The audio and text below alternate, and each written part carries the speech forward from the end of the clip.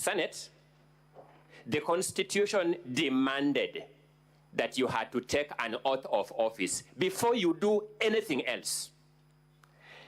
I now understand better why that oath of office was prescribed and why it was framed the way it was framed. The Deputy President reminds you the following terms in your oath of office before you assume the office to discharge the functions of senators. You have to bear true faith, and allegiance to the people and the Republic of Kenya. You have to obey, respect, uphold, preserve, protect, and defend the Constitution of Kenya.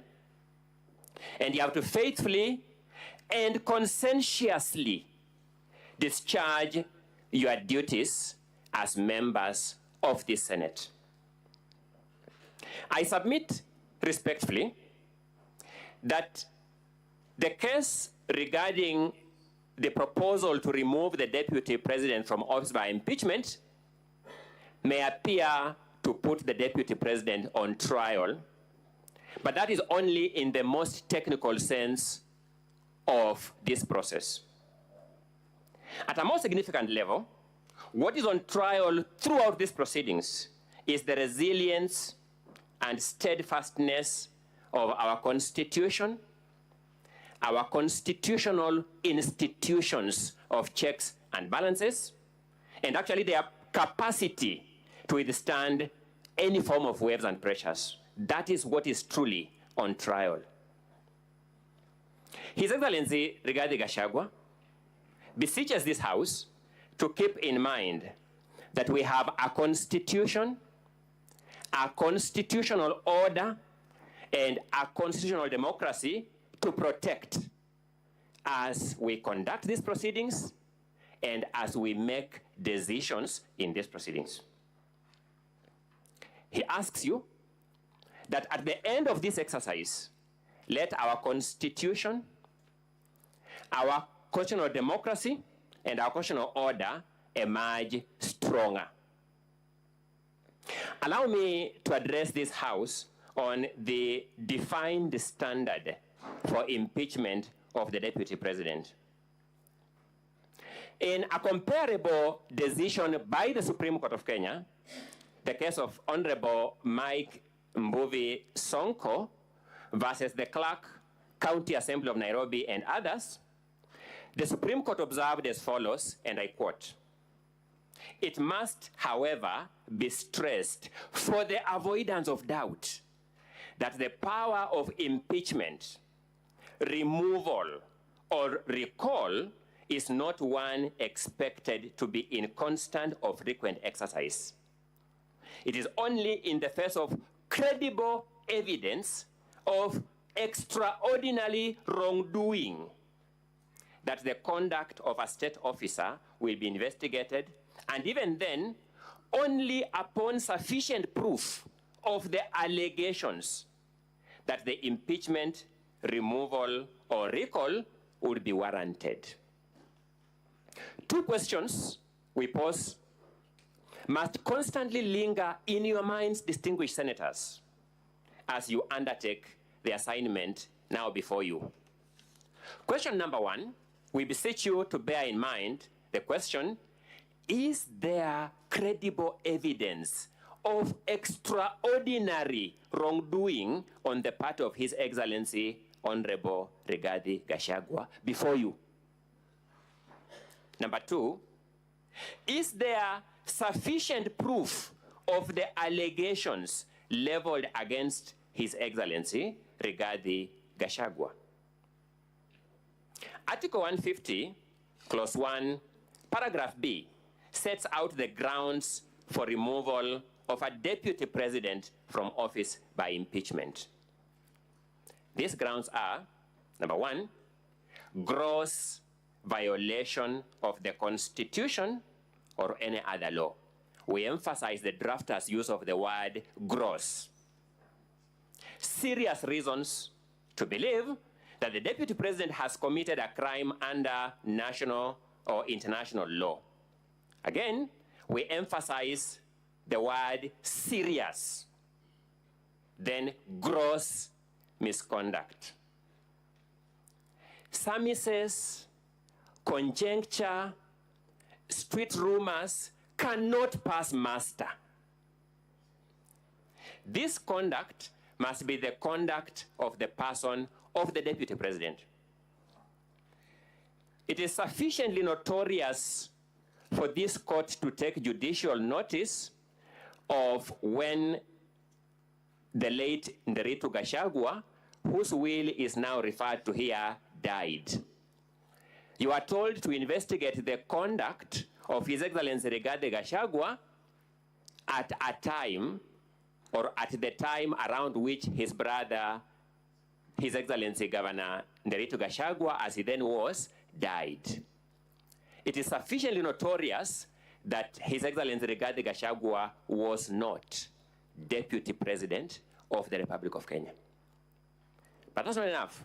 You will peruse the motion before you with a view to finding which ground in that motion is sought to be established by these allegations around what may or may not have happened around the time the late Nderitu Gachagua died. You will find absolutely no ground supported by those allegations.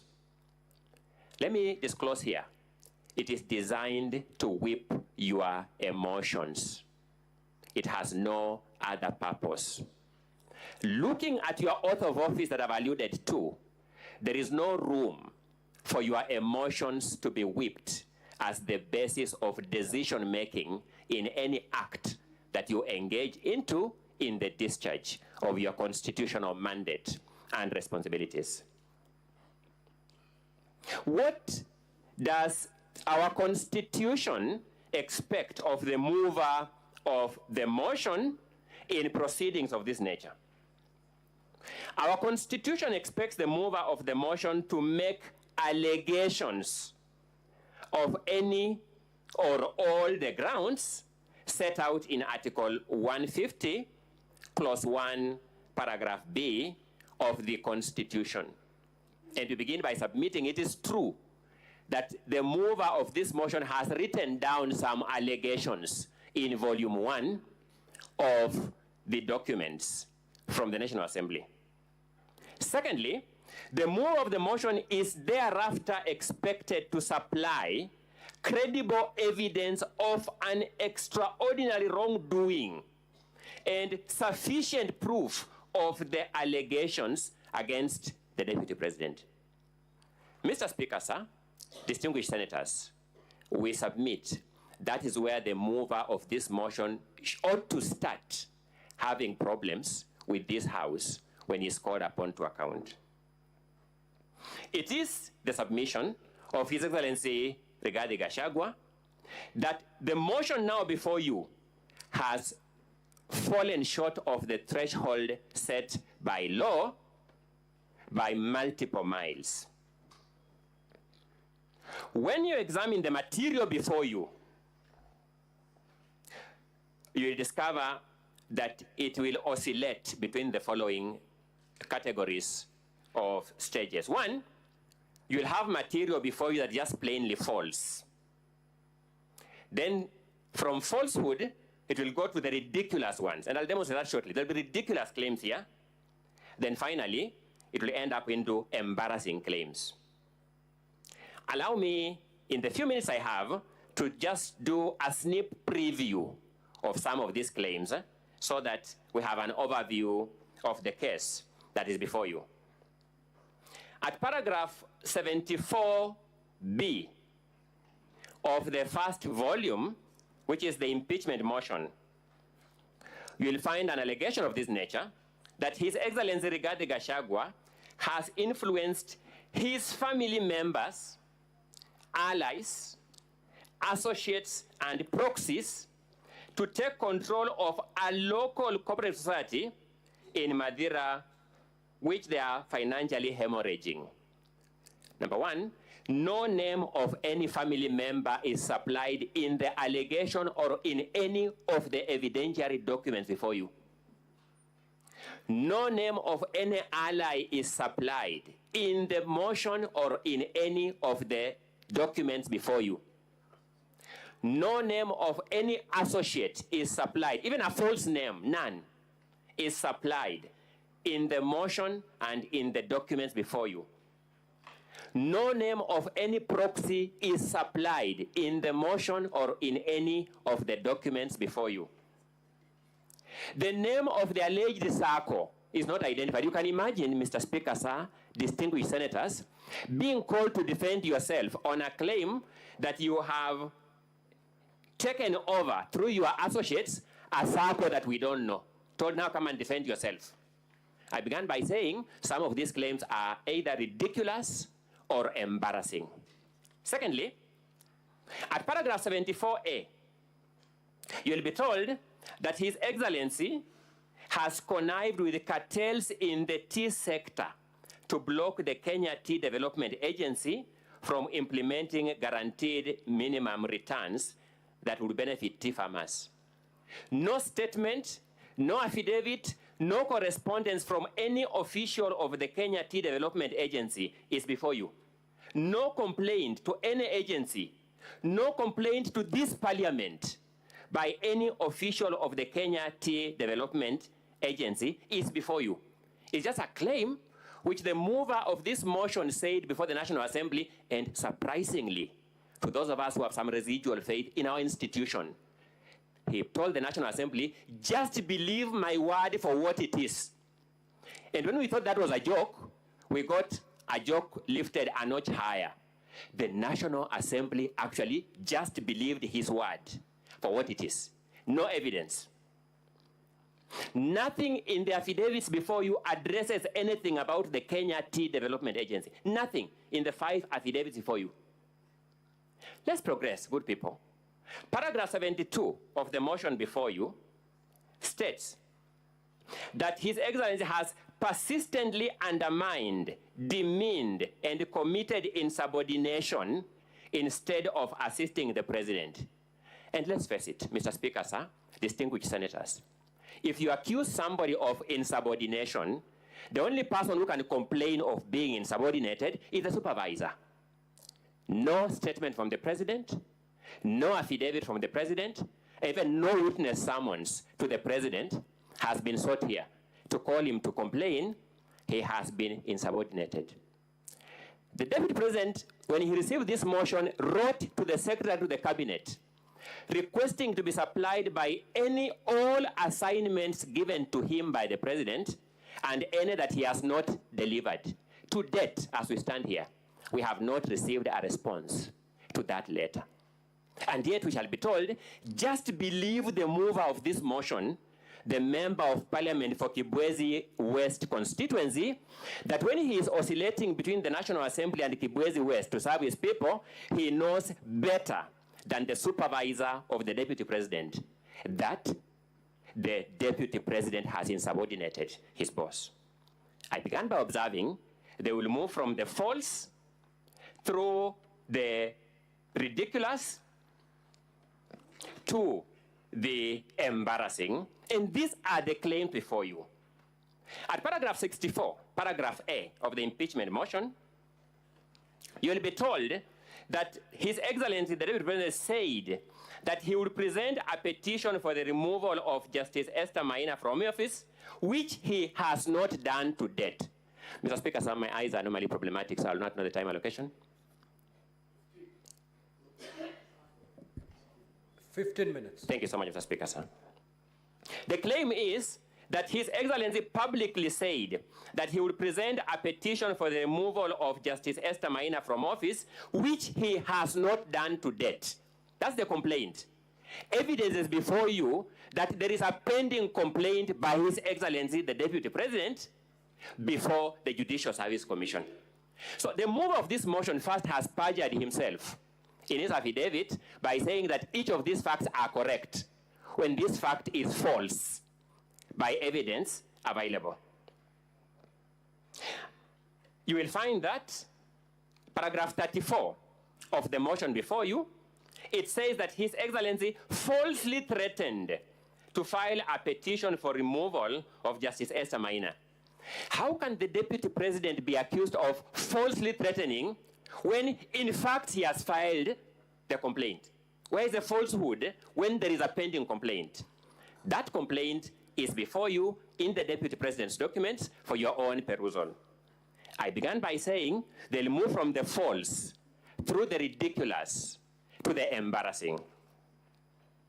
At paragraph 78C, you'll be told that His Excellency routinely summons procurement officers in ministries and state institutions and instructs them to direct procurement of goods and services in a specific manner. No officer from any ministry will swear an affidavit claiming to have been summoned to award any procurement for any goods or any services in a particular manner. In fact, what you'll have before you is actually very ridiculous. You will be told that there was a tender for supply of mosquito nets that was cancelled in May 2023. Then a local company that was an agent of the supplier was following for the return of its bid bond in July, 2 months after the cancellation of the tender. How can you influence a tender that was cancelled 2 months ago? I told you it will move from the false through the ridiculous to the embarrassing. Now, the more interesting one is at paragraph 78A. You'll be told that His Excellency bullied Kenya Medical Supplies Agency officials into awarding a tender for the supply of mosquito nets to Crystal Limited. Good people, Crystal Limited was not even a bidder for that tender. He pressurized people to award it to somebody who is not even a bidder for that tender. I observed it will move from the false through the ridiculous to the embarrassing. Those of us who understand this motion for what it is, understand why these panel beating maneuvers are being tried here. The motion as presented and approved by the National Assembly will remain in our constitutional history as the most embarrassing motion ever approved by a House of Parliament in the Commonwealth. We respectfully submit. You'll be told at paragraph 58 that His Excellency is reasonably suspected to be the principal beneficiary of what are called dubious transactions by Lusona Events Limited. You will then go to the allegations on Lusona Events Limited, and you want to see those transactions, how are they terminating to the deputy president? You'll not come across any connection. They'll just say, a director of this company withdrew some money from his own company. The deputy president is a director. None of his family members are director. That person withdrew money from his company, bought a motor vehicle in his own name. The mover will say, I'm therefore drawing a reasonable conclusion that the deputy president is the beneficiary of this. Good people, the word reasonable has meaning known to law. I submit very respectfully that this falls short of the definition of the word reasonable suspicion. I submit it actually gravitates towards unreasonable suspicion. Now let's look at this. You'll be told that His Excellency has acquired 40 acres of land in Kakuret, Kamburaini in Nyeri. Evidence before you will show that this is land that the deputy president in fact bought from a current member of the National Assembly. So he knows that member. In 2015, before he even joined state office as a member of parliament, you are told that the purchase of this land in 2015 shows that in the last 2 years, the deputy president has amassed immense wealth. I began by saying, let's be elementarily decent. One of the most frustrating things about preparing for such a hopelessly conceptualized, hopelessly crafted, and hopelessly presented case is that you begin doubting yourself because you begin wondering, what am I not seeing?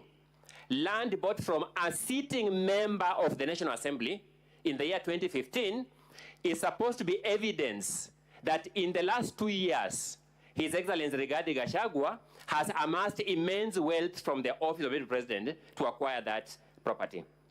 Now, let's look at paragraph 45G. You'll be told that His Excellency has acquired 80 acres of land in Meru County. No land registration number is provided. Not even an affidavit of a neighbor who says, I know yes, this land is my neighbor. Just an allegation by the mover of this motion like that. And the Swahili say, ukistaajabu ya Musa utaona Firauni. This mover of this motion stood before the National Assembly and said, just believe me for this statement as it is. The first joke. The second joke, the National Assembly actually believed him and approved the motion. You'll be told that paragraph 45H, that His Excellency has acquired a dairy farm in Nyandarua County. Now, I guess we all have a common understanding of what a dairy farm is. His Excellency has no dairy farm in Nyandarua County. The move of this motion does not give us any evidence of this dairy farm in Nyandarua County. You'll be told that His Excellency has used the office of the Deputy President to corruptly influence unnecessary and expensive renovation of his official residence in Karen and Mombasa. What will shock you is this, good people. The contract for the renovation of the official residence of the Deputy President was signed by the controller of State House.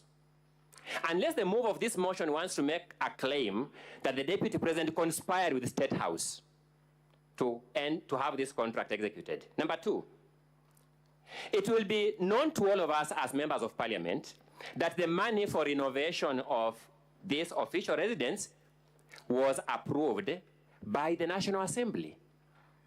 Is the National Assembly conceding that it approved money for unnecessary expenditure by government? How can the National Assembly approve money for use for renovation of the residence of the Deputy President, then after that money is used for the intended purpose, the renovation of the official residence of the President, now drag the Deputy President for impeachment for the reason of that renovation? I said it will move through the ridiculous to the embarrassing.